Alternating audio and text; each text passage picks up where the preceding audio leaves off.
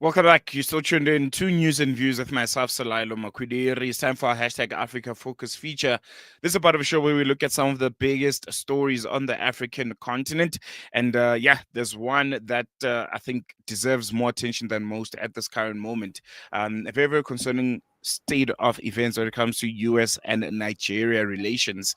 Just this past weekend, US President Donald Trump took to social media threatening, and I quote, a fast, vicious, and sweet military invasion of Nigeria to stop what he called a Christian genocide. Just a few months ago, there was a white genocide here in South Africa. Now there's a Christian genocide in Nigeria. Seems like there's a modus operandi at play here. But yeah, here's a short summary of it. The claim essentially is being widely condemned. It's very, very reckless and uninformed by a lot of Nigerians.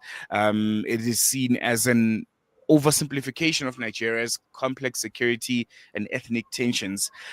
Journalists and analysts say the comment plays into years of lobbying by the Biafran separatist groups in Washington, who have repackaged their political cause as a religious crusade and essentially manipulating American culture war narratives for sympathy and finding. But what's really behind Trump's rhetoric, we ask this morning? What are the risks of such a statement for Nigeria's stability, and how does it distort the country's real security challenges?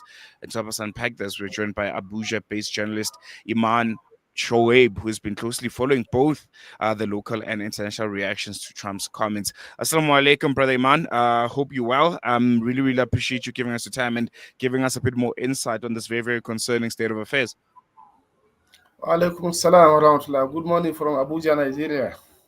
No, the pleasure's all ours. I think we'll jump right into it. What was your initial reaction and those of Nigerians when U.S. President Donald Trump made that, I think, explosive statement about a so-called Nigerian genocide? How were the news received on the ground in Nigeria? We received the news with a shock because essentially the statement of the President of the United States of America, Donald Trump, is not a representation of what is the reality on ground. So we received the news as a shock, and of course everybody was surprised by that statement or the framing of the situation in Nigeria. So we were shocked and were surprised because the reality is not what is being stated by the President of the United States of America, as has been proven by data, available data, and the reality on ground. For listeners who might not, follow Nigerian politics as closely as they should, can you give a short summary and an explanation of some sort of the real nature of Nigeria's conflicts? Are they really religious, or are they political, or something a bit more complicated than that? Essentially, Nigeria, like any other country, is characterized by some security challenges or situations, crises here and there, ranging from farmer-herders clashes, which is between farmers and herders, to political crises, to activities of bandits, to activities of criminals like Boko Haram insurgents. So the nature of the crisis is multidimensional, either from farmer header clashes to political thuggery to banditry to Boko Haram insurgents. So it's a clear dimensional, multidimensional nature of the crisis. But to give it a framing of religious crisis is entirely different from what is the reality on ground. So it's a pocket of different or multidimensional crisis, ranging from crisis between the farmers and herders and the political thuggery to banditry, especially in the northern part of Nigeria, northwest and the northeast, which has been characterized by the Boko Haram insurgents, the emergence of the bandits, the emergence of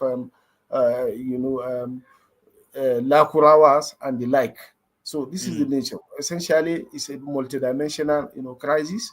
It's a multidimensional, crisis taking place in part of northern Nigeria, and essentially not a religious crisis.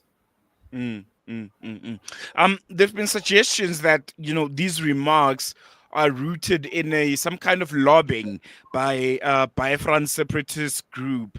If you can just give us a bit more background on this group, who they are essentially, and why would they frame a cause of Christian persecution, and who stands to gain from such a narrative? Okay, for the Biafrans, there are people from southeastern part of Nigeria who have. If you look at the history of Nigeria, there was the actual Biafran war that took place in the early days of from the independence of Nigeria, and the war led. It was a revolt against the country Nigeria, and the war took place, and of course they were subdued by the military government in those days. So they are just resurfacing again and thinking or moving for secession from Nigeria. They don't want to become part of Nigeria again. And of course, this has been characterized by a crisis in the southeastern part of Nigeria. Of course, we have they have been, fighting the governments. They have been fighting the people, and of course, have declared some days, like Mondays, have been declared in southeastern part of Nigeria as a work-free day or sit-at-home day. So this crisis has been on, and of course, during crisis, every party try to garner support or find a way to make more impact. And this is why they're having this framing that it is a clear case of genocide against Christians, so they can get more, win more attention to themselves, and of course support to themselves. So this is the situation. They have been all for a very long period of time pushing towards secession from Nigeria. And of course, they have been looking for garnering all sort of, support to ensure. And this is why this is coming at this time. They are framing that there is a genocide against Christians in Nigeria, of which the reality is the opposite.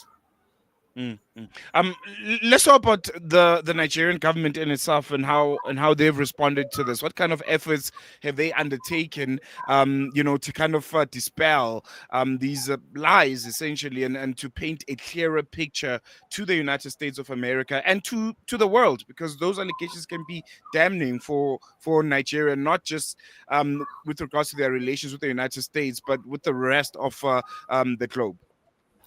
Of course, President Ahmed Bola Tinubu has, responded to the statement of President Donald Trump, that his statement is based on, is against or is in opposition of what is the reality on ground. And the reality on ground is that the government have been engaging all parties in the country, either from the Muslims or the Christians, in terms of decision making.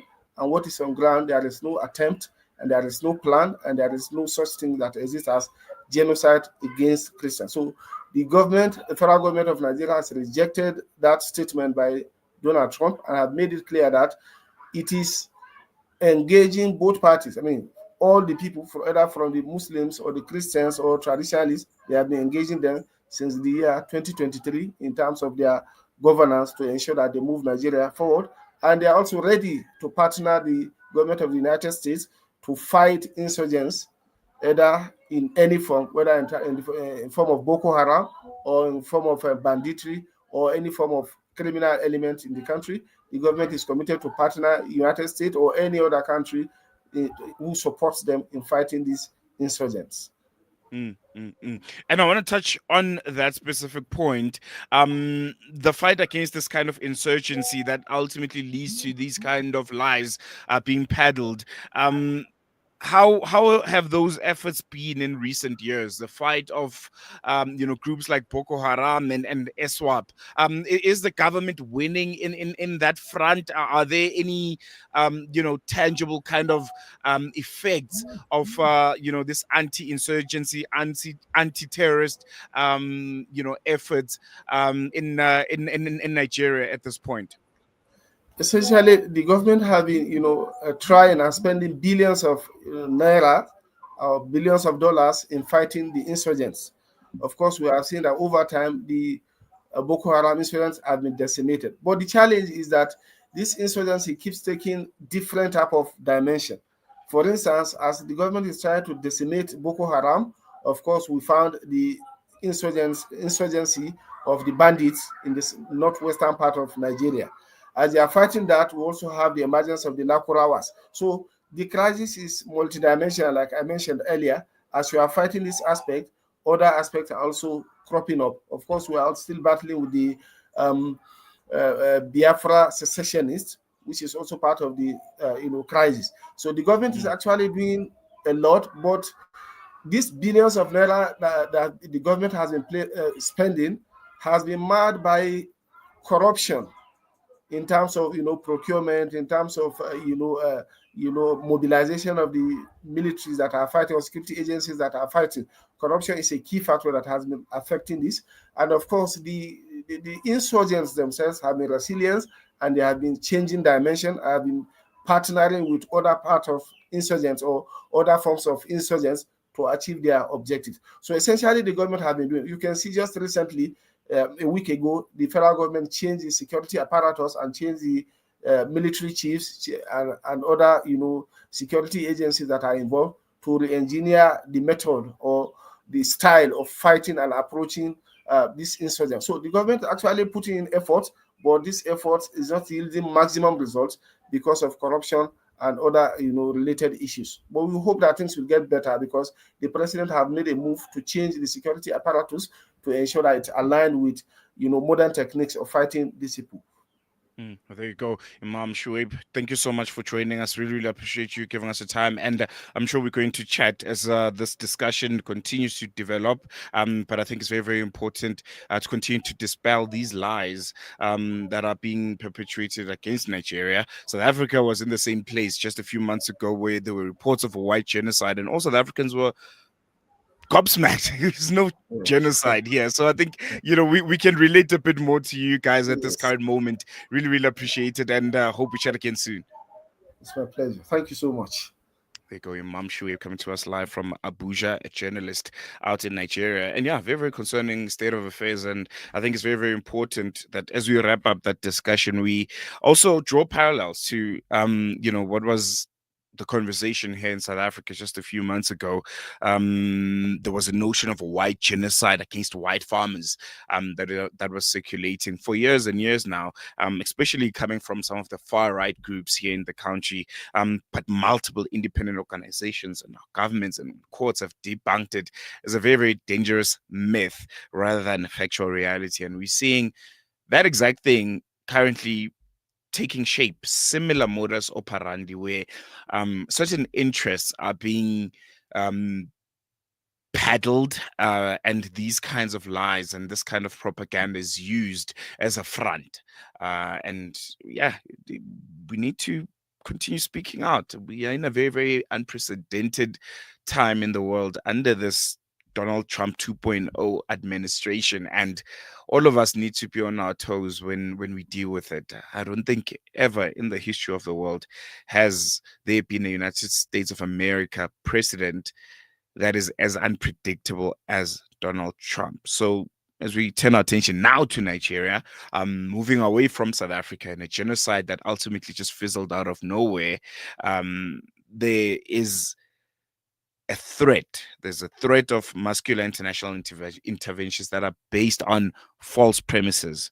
And we need to remember that the same pattern of distortion which appeared here in our own country, in South Africa, the challenge for us as Africans, as citizens, as members of this evolving African continent is to remain alert to when claims of persecution are being weaponized, when statistics and news headlines are being misused, and when most importantly, identity-based narratives crowd out fact-based analysis. So yeah, it's going to be interesting to see how Nigeria responds to this, and ultimately those threats essentially by Donald Trump, if they will be carried out, we'll be keeping a very, very close and keen eye on this story. It's very, very big. It's very, very important for Nigeria, the biggest economy on the African continent, and any kind of attempts on Nigeria will have effects that could be felt the continent over.